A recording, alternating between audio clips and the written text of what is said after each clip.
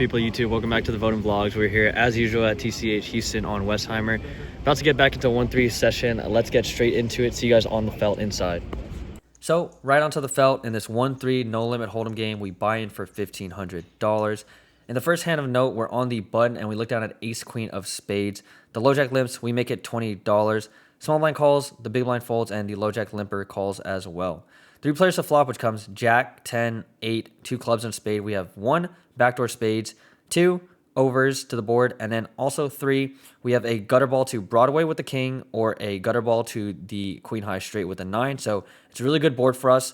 It checks us, and for those reasons that I mentioned, we're going to c-bet here for $25. Don't have to go too big, given that we don't have a made hand yet.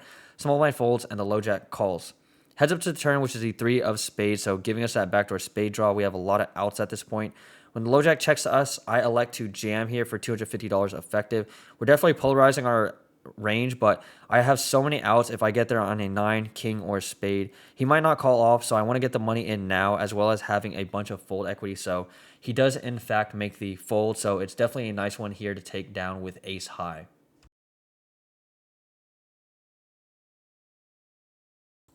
In this next hand, we're in the low jack with king queen offsuit. The +2 opens for $20. We go ahead and make the call, and the cutoff calls, and the blinds get out of the way.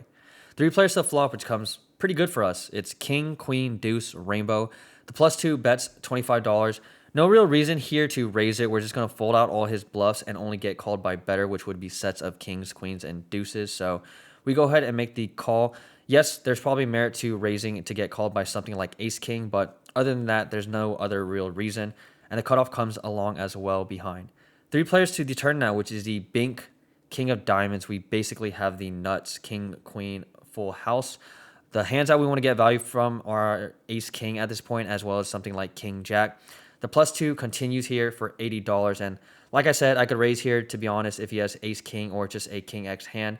And also any flush draw he would barrel with. But I just call it to potentially keep the cutoff in and trap as well against the +2. But unfortunately, the cutoff folds. River is now the 10 of spades, so I definitely want to get value from all his king x hands. So when the +2 checks here, we're going to go ahead and bet $220 going for value. All his king x's should, in theory, call here, and he's not going to call anyways if he has a bluff. So the +2 ends up making the fold.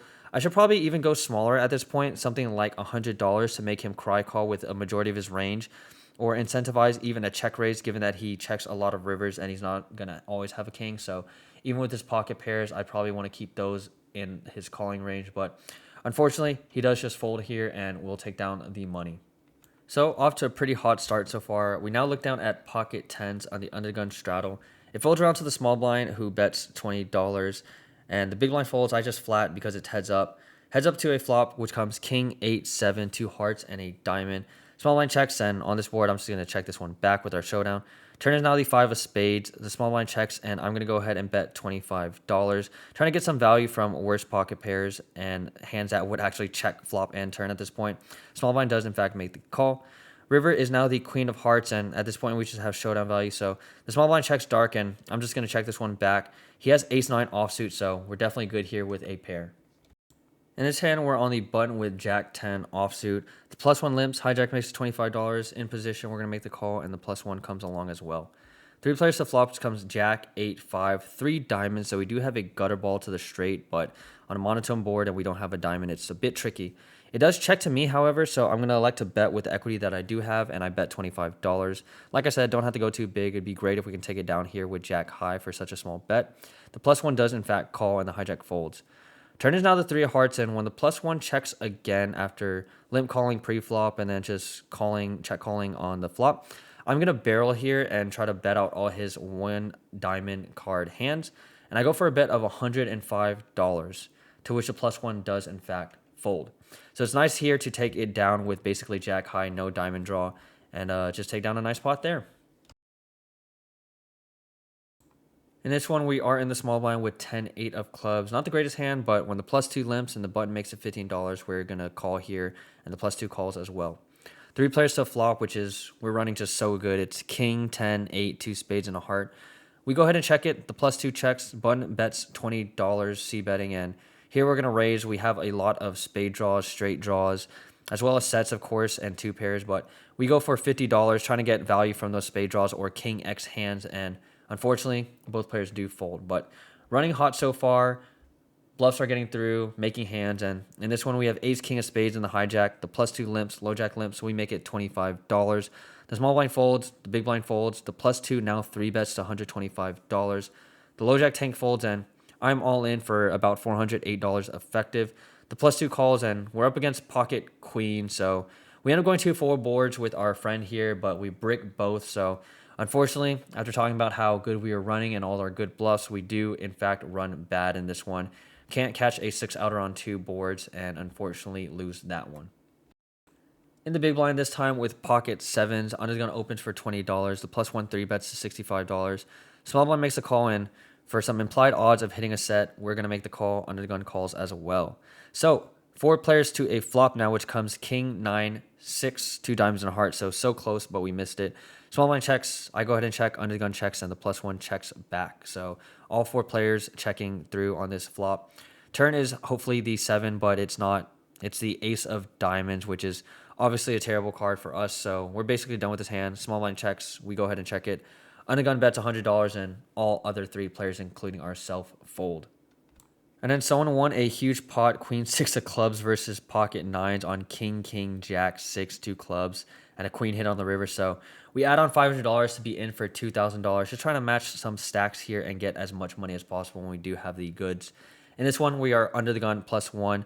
With the undergun straddle on, we look down at 8, 6 of spades. We go ahead and open for $20, mixing up our range just a bit. Pretty bad, to be honest, but the low jack calls, small blind calls, big blind calls, and under the gun calls. So in some trouble here. 5 players to a flop, which does come 6 deuce deuce rainbow. We do have backdoor spades as well as top pair, so it's the best we could have asked for at this point. The small blind leads for $40. The big blind folds, under the gun folds. We obviously make the call, and the low jack folds. Heads up to the turn, which is the 10 of spades, giving us that backdoor spade draw, which is the good news. Small blind bets $50, and for that price, it's a pretty good one. We're going to go ahead and make the call here. River's the 8 of hearts, so improving our 2 pair from 6s and deuces to 8s and 6s. So we beat a lot of 6x's now, which could be like 7, 6, or a6, which is a good thing. Small blind bets $150, which is a pretty big sizing. Unfortunately, because of this river, we're going to have to make the call. Because I said we do beat a lot of other 6x hands, and we do improve our pair if he did have something like 5s, 4s, or 7s, whatever it might be. We do make the call, and unfortunately, the small blind does have pocket 10. So he hit a 10 on the turn to fill up and went for max value against us. And this is why you should not play 8-6 of spades in first position pre-flop. So definitely getting punished by myself there for being undisciplined. But here in the +1 again, looking down at king, queen, offsuit, under the gun straddles on once again. We open for $30. Low jack and under the gun call. 3 players to the flop, which comes ace, 9, 5, 2 spades and club. We do have the king of spades, so that's good for representation. Undergun checks, we bet $40, c-betting. We're going to hit a lot of ace X's here with our range pre-flop raising. Low jack folds and undergun calls. Turn is now the 10 of spades, so we have a gutter ball to Broadway as well as that backdoor spade draw, which is very nice. So when an undergun checks us, we go ahead and pop it up to a nice sizing of $125, to which the undergun does in fact fold. So nice one to steal there with king high. Looking at a pretty hand, this one is ace 10 of spades on the button. Hijack limps, we make it $20. Small blind folds, big blind calls, and the hijack calls as well. 3 players to the flop, which comes 7, deuce, deuce, 2 diamonds in a club. It's complete brick for us at this point. Big blind checks and hijack donk leads for $35. So unfortunately, with basically no equity except 2 overs in this spot, we're just going to have to make the fold. Even if we did call and hit an over, it might not be good, as he could have something like ace deuce or pocket 7. So don't want to just value own ourselves and try to catch up in this spot. In the next one, though, we do improve from ace 10 to ace king offsuit in the +2. Undergun straddle is on. We open for $30, low jack and undergun call.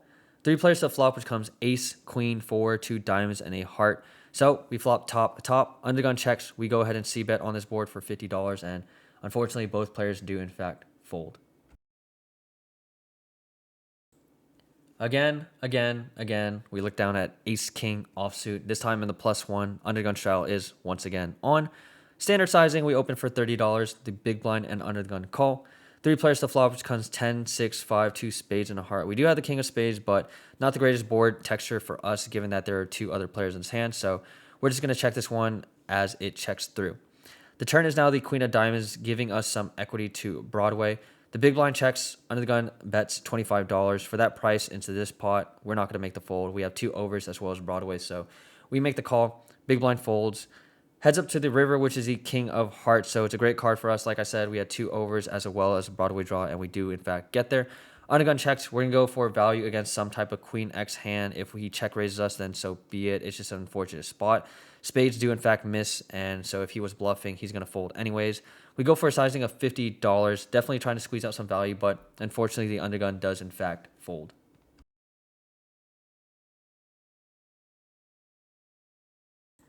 Downgrading a bit this time from ace king to ace queen offsuit. In the +1, undergun straddle is once again on. So third time's a charm. Standard open size $30. Cutoff calls, big blind now 3 bets to $125. Undergun gets out of the way, and I just told this player that 3 bets to play only queens and kings because he's been losing with literally everything else. So I like to make the fold. The cutoff calls, flop is ace 5, 6, 2 diamonds in the club, and he ends up ripping $250 effective. The cutoff folds, and the big blind did, in fact, have pocket queen. So it is unfortunate that we have top pair on this board, but we're drawing so thin to 3 outs and just had the right read. So in retrospect, we do make the right fold. Unfortunately, we do see an ace on the flop, but it is the correct fold in the time of action. So had to be happy with ourselves for that one and just move on. In this one, we are in the button with pocket jacks, so getting some rewards for our great fold in the last hand. Hijack limps, cutoff makes it $20. We 3-bet to $60. The hijack and cutoff surprisingly do, in fact, call. 3 players to flop comes queen, 8, 4, 2 hearts, and a spade. Hijack tanks for a bit before making the check. Cutoff checks, and on this board, multi-way, I'm just going to check this one back with our showdown value second pair. Definitely some merit to betting here, given that we do have range advantage as well as a jack of hearts in our hand, but I like to just check this one, underrepresent our hand a bit. Turn is the 3 of diamonds, and now the hijack leads out for $100. The cutoff folds, and we have a very underrepresented hand at this point. If he has a queen X, then so be it, but we do, in fact, make the call. River's the 8 of spades pairing the board, so very unlikely that he has a set of 8s. Could have a set of 4s. But if he has a queen, then he'll try to go for value here on the river. But surprisingly, he does check. We're going to take our showdown value at this point, and we check it back, and the hijack shows pocket 5s. So nice pot to make here with second pair.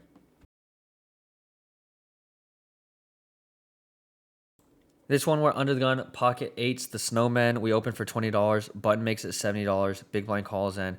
After that action, how could we say no? $50 more to win $140, as well as all the implied odds moving forward. We make the call. 3 players to flop, which comes 4, 4, deuce, 2 spades and hearts. Pretty good board for pocket 8s, if I do say so myself. The big blind checks, I check it. The button now C bets for $75. The big blind calls in. Like I said, it's such a great price. We're going to have to make the call. If we are drawing thin, we still have 2 outs, but we have a lot of implied odds to hit and make more money if we are behind. Turn is now the 4 of diamonds, so we do have 4s full of 8s. Big blind checks. We go ahead and check it once again. The button bets $200.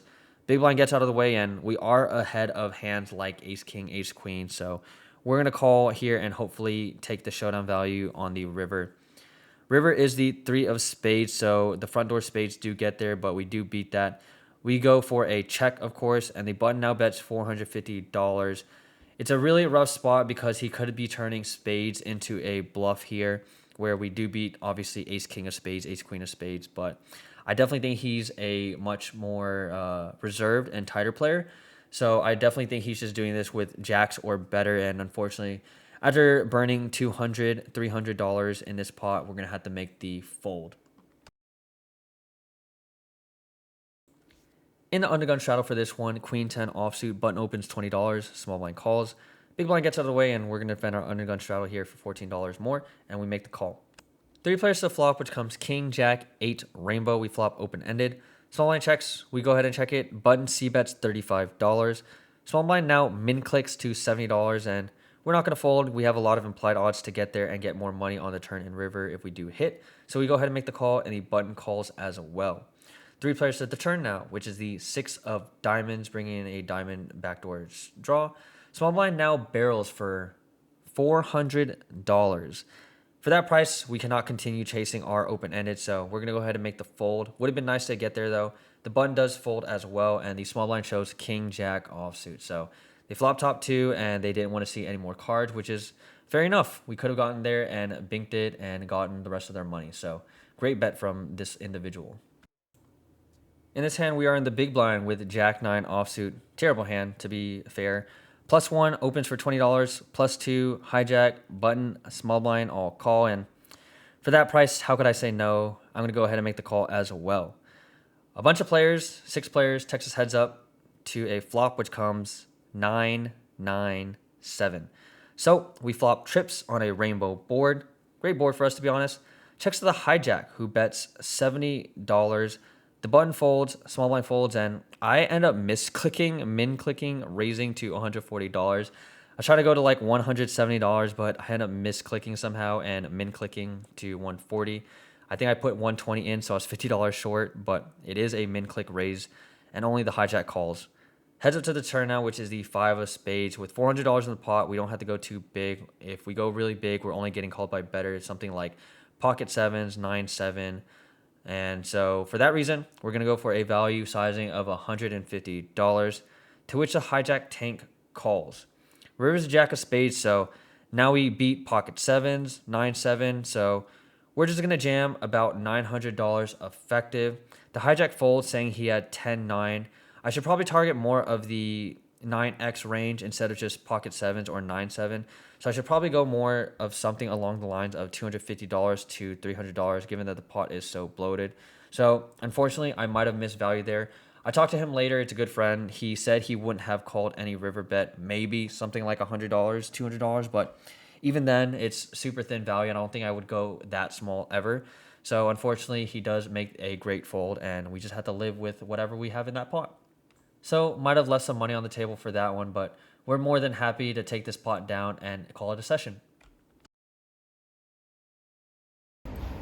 Leaving here, TCH Houston in the game for 2,000, out of the game for 24.66. That's a profit of $466. Yeah, a bit upstuck, lost some hands in PLO, and then made some pretty loose calls near the end. But other than that, profit is profit. So climbed out of the hole. We were stuck like $600-700, but profit is a profit, and we'll take it. Here at TCH Houston, the action is good. The stacks are deep, so why play anywhere else except here? Or TCH Spring. Games are really good up there too, but it's just a bit further of a drive for me. Come check it out. Yep. That's all I have to say. If you made it far, don't forget to like, comment, subscribe. I'll see you guys in the next one. Peace.